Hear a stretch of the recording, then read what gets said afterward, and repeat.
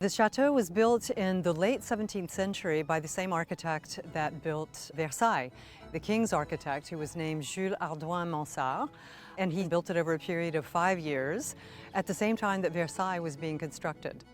Dubbed Little Versailles, the chateau is one of 4 European estates owned by the Heritage Collection, which purchased the property in 2011 and oversaw a major renovation to revive its 17th century spirit. And documenting it all was Suzanne Isore, who quite literally wrote the book on it.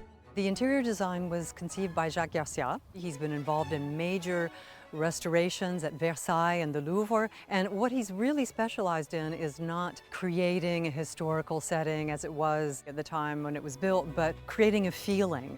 Its long history has seen it host a long list of guests, including Thomas Jefferson, Benjamin Franklin, and Thomas Paine, as well as modern-day stars such as John Travolta, Tom Cruise, and Lenny Kravitz. More than 80 films have been shot here.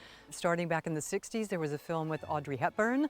More recently, Tom Cruise stayed here during a film, Tom Hanks. So a lot of very famous films. And then there are also weddings.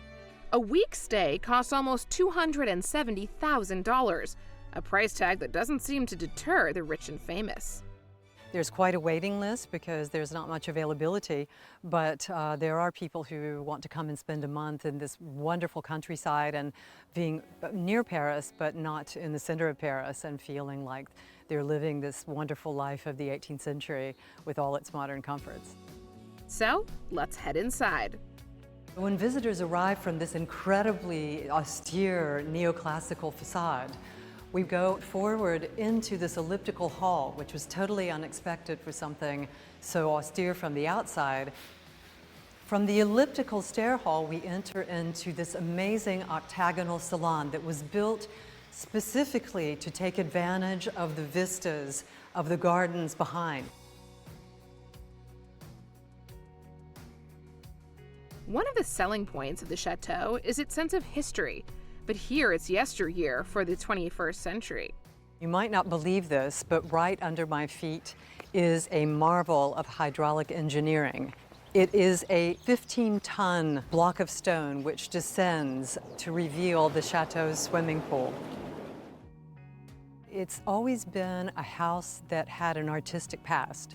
You can feel it when you come here. The woodlands all around are gorgeous, and there are wonderful animals that one can see in the forest, and you can fish on the lakes. And I think it was just so well thought out and so exclusive and also so secluded. You're near Paris, but you feel like you're alone here and in the deep of the French countryside. For any true first-class vacationer, fine dining is a must. With France the birthplace of the Michelin Guide, it should come as no surprise that the country boasts 630 starred restaurants, with 9 in the capital bragging the top-tier 3-star acclaim. On that list is Cailly, a restaurant that fuses Japan and the West, with dishes that the guide says verge on perfection. Then there's Epicure in Le Bristol Hotel, whose dishes are described as being unapologetically traditional, where nothing is left to chance.